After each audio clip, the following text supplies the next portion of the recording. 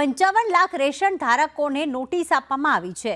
Card ધારક મિલકતોની વિગતો સામે આવી અને જેના કારણે તેમને નોટિસ આપવામાં આવી। રેશન કાર્ડ ધારકોને 2 નોટિસ આપવામાં આવશે। પ્રથમ નોટિસ બાદ જવાબ માટે બીજી તક અપાશે। બીજી નોટિસમાં જવાબ રજૂ ન થાય તો કાર્ડ કન્વર્ટ થઈ જશે। અંતિમ જવાબ બાદ સમીક્ષા કરીને નિર્ણય લેવામાં આવશે। તો ઇન્કમટેક્સ ભરનારા લોકો છે તેમને નોટિસ આપવામાં આવશે।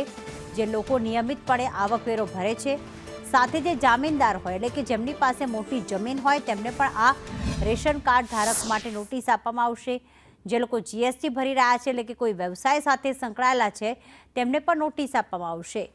કોઈ સભ્ય એવો છે રેશન કાર્ડ ધારક કે જે કંપનીમાં ડાયરેક્ટર છે, જેઓ કોઈ કંપનીમાં ઉચ્ચ હોદ્દો ધરાવે છે તેમને પણ આ પ્રકારની નોટિસ આપવામાં આવશે।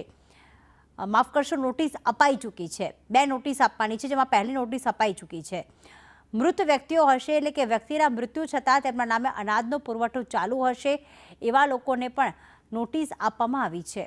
નોન એનએફએસએમાં ટ્રાન્સફર થવાથી જે ફાયદો થશે એ પણ થશે કે તેવા કાર્ડ ધારકોને ભવિષ્યમાં સરકાર તરફથી મફત અનાજ બંધ થઈ જશે।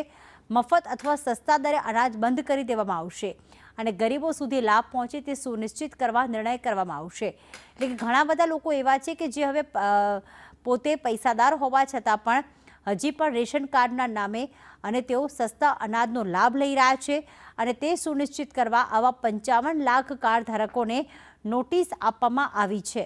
કુલ 2 નોટિસ આપવામાં આવશે। કોઈ ડાયરેક્ટર પદ પર હોય કે પછી કોઈ જમીન હોય, તેની નામે મોટી જમીન હોય તેવા લોકોને નોટિસ આપવામાં આવી છે।